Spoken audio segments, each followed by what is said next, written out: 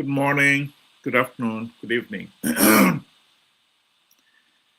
much threats that want all black foreigners in South Africa to leave that country by the 30th of June was frightening. Because in the past, there has been xenophobia, violence directed against foreigners. And men were burnt alive, had their properties destroyed. So the threat was real. And it is not surprising that all over South Africa, many black foreigners have been on the move. In the picture is the hundreds of Zimbabweans stranded outside the Zimbabwe Consulate in Cape Town. It was a sorry, heartbreaking sight.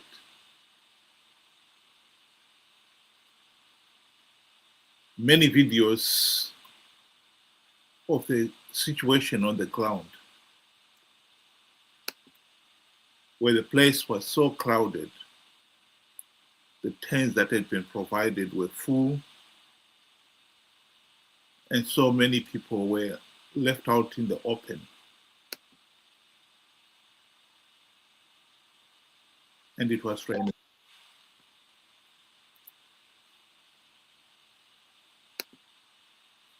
Here it is, just a clip of it.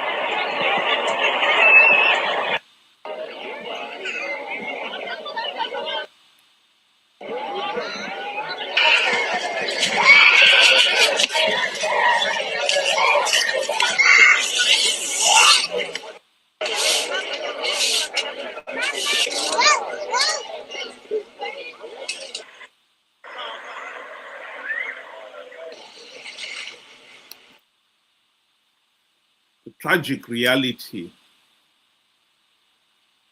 of being forced out of South Africa.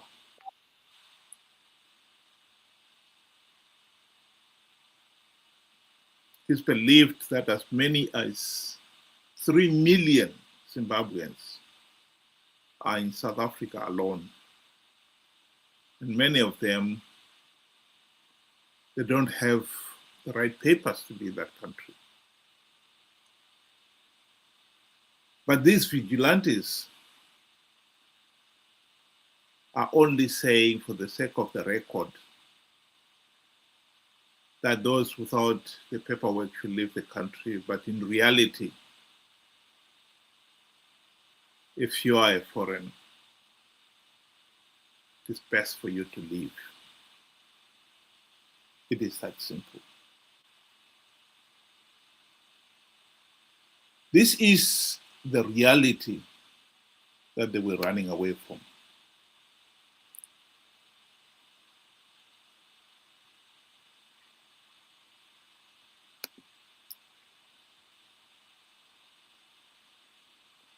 This is in Johannesburg.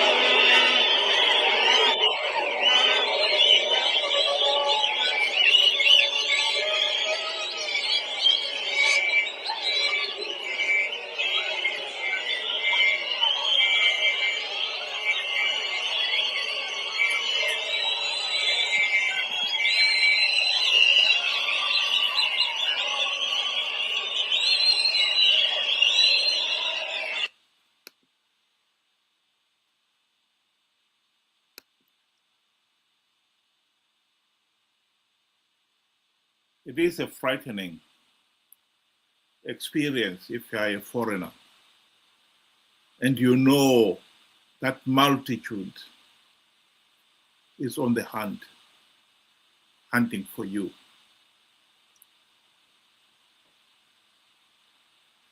The fear of the mob is real.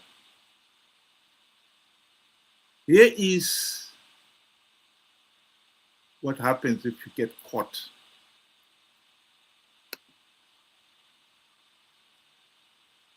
Driver and Namibian driver that was assaulted in Mpumalanga. And guys, as truck drivers, let's be very careful, extra careful when we are on the roads, especially those guys that don't have truck stops or depot where they normally sleep. Really, really sad. It's really sad how our fellow black people are treating us in South Africa, and the police are standing right over the men. The guy is a Namibian guy.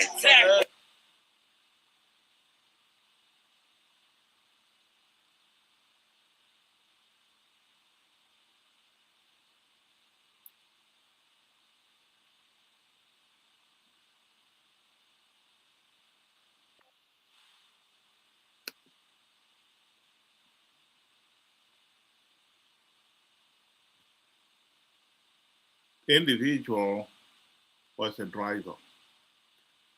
He was assaulted and the police were there and they did nothing.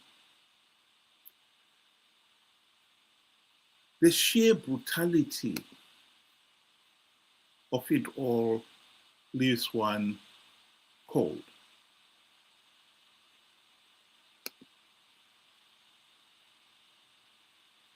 The tragic reality is these millions of Zimbabweans, and it should be admitted that in South Africa, probably Zimbabwe has the greatest number of foreigners in that country. The 3 million of Zimbabweans went to South Africa. They went there as either economic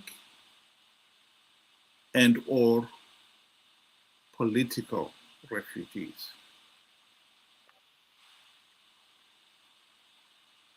The situation in Zimbabwe had become so unbearable. They had to leave the country. Many other Zimbabweans have left the country and are in other countries in the region and beyond.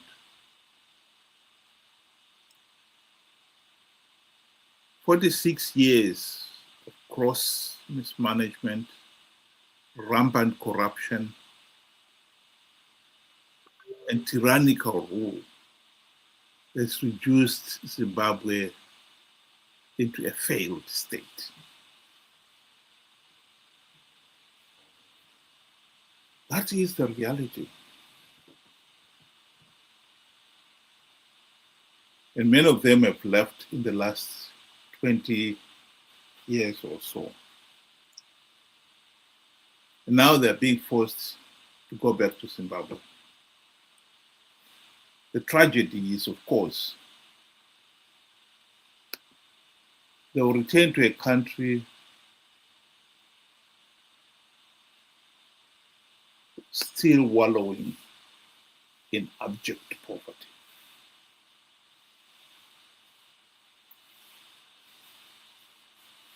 They'll find a country that is economically and politically worse off than when they left.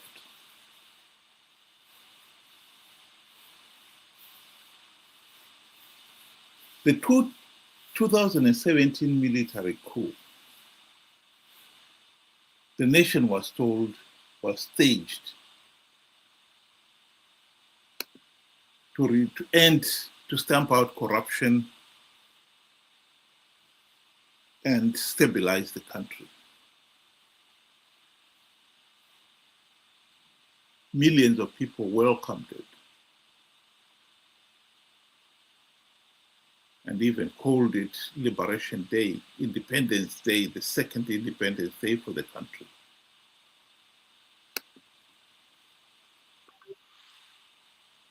Little did they know that the so-called Second Republic would be worse than that went before it. Instead of stamping out corruption as Mnangagwa had promised, corruption has gone into overdrive. And instead of holding free, fair, and credible elections, Mnangagwa rigged the 2018 elections.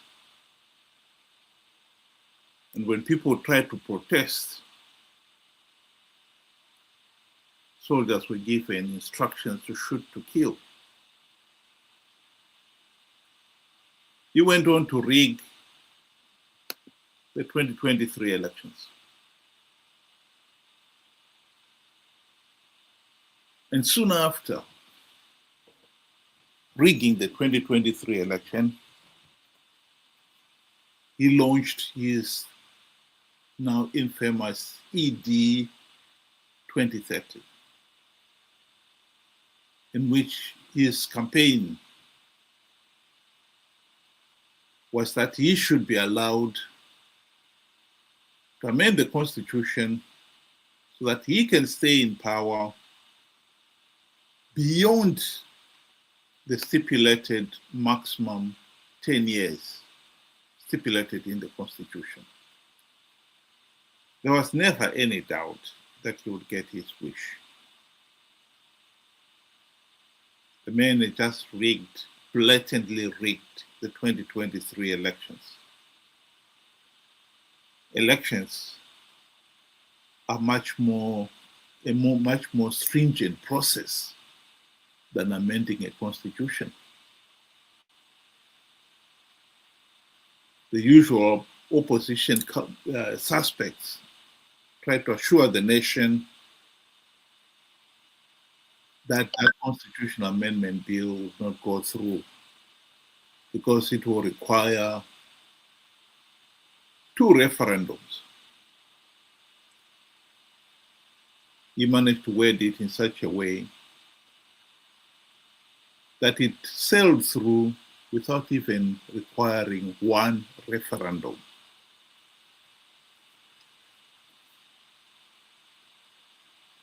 So the individuals returning from South Africa will come back to a nation that is so deep in trouble that, the truth be told, the last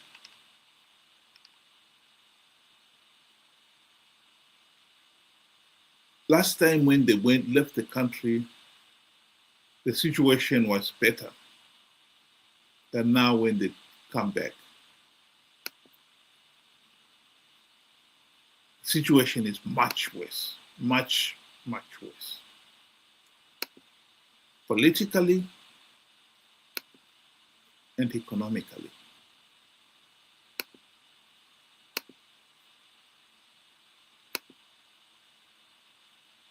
And it must be emphasized here that Zimbabwe's economic mess is a man-made problem. That is a tragic reality we cannot deny.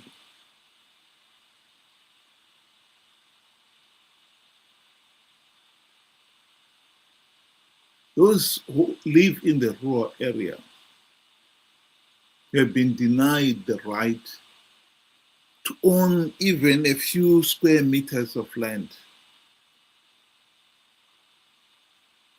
because if they did, they will be able to build for themselves. They are not asking for charity.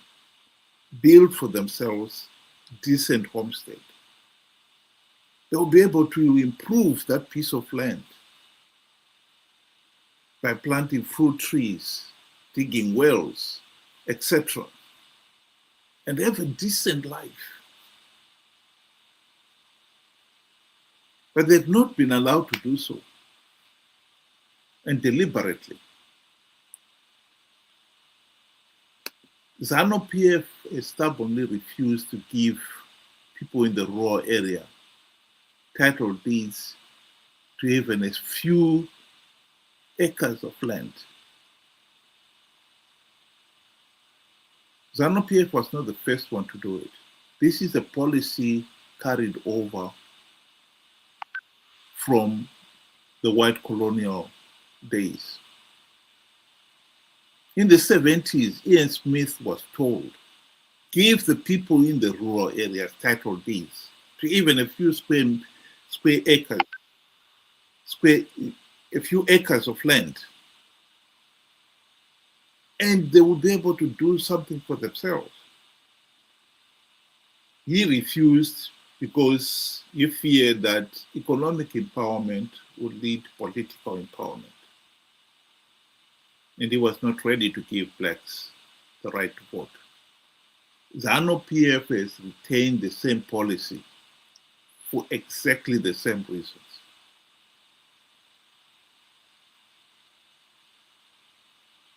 Many people in the rural areas have tried to build a decent house for themselves,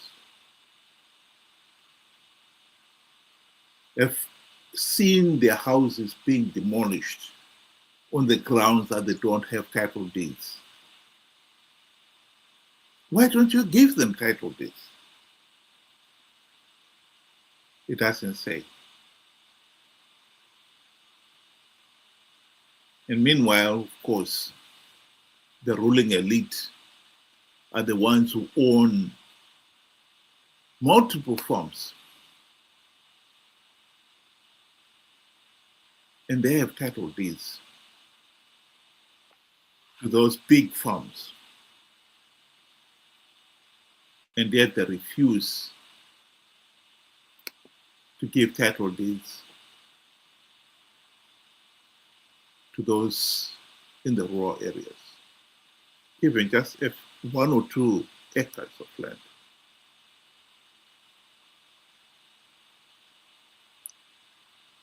That is the tragedy of Zimbabwe.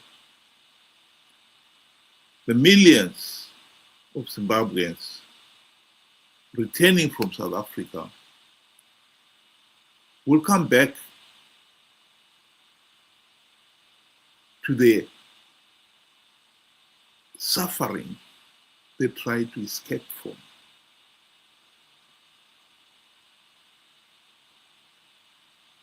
And after a few months, many of them will be thinking of returning back south, because the life in Zimbabwe, the reality is it's even tougher than when they left last time they were in Zimbabwe.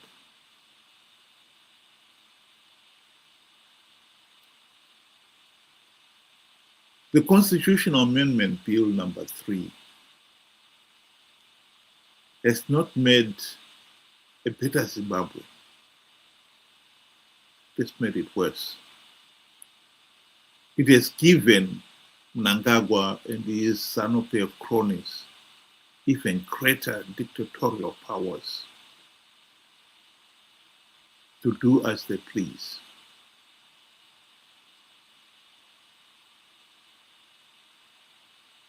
Zimbabwe's economic meltdown and political chaos is a man-made problem. ZANU-PF is responsible for it. We've had the opportunity to end it. There can be no denying that the 2008 to 2013 gave Zimbabwe the best opportunity yet to end the xenophobia of dictatorship. Morgan Tsvangirai and his cronies wasted that opportunity. And now we are suffering for it.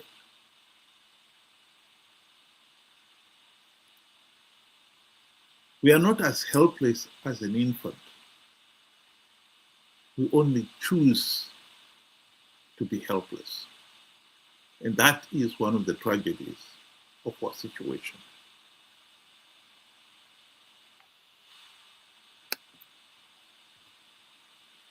There is nothing wrong with demanding, for instance, that the rural people should be given title deeds to a few acres of land. The right to own property is a fundamental right. Why is it that millions of Zimbabweans are being denied that right? And yet it was one of the rights for which so many people fought and died for during the armed struggle, the fight for independence. We denied the right by the whites, and now we are being denied the same right by a black government.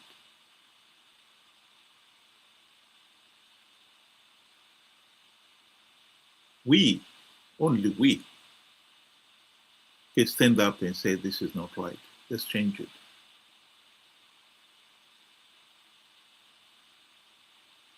I firmly believe that many of those people who were in South Africa, even while they were there, if they had had the confidence that they owned the piece of land, a few acres, they would have sent money to build a decent home.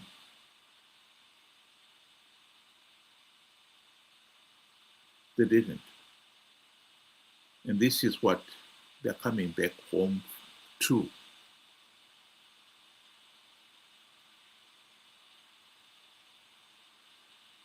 I think once they've recovered their breath from all their travel, from all their trials and tribulations,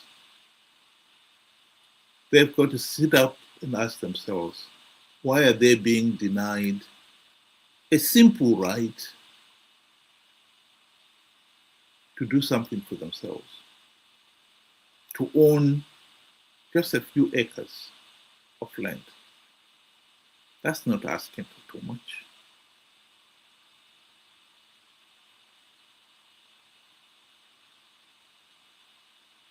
Like I said, Zimbabwe is a failed state. But we can end it. We are not as helpless as an infant. We only choose to be that helpless. The forced migration back from South Africa should force us to sit up and pay attention to why Zimbabwe is a failed state, and finally do something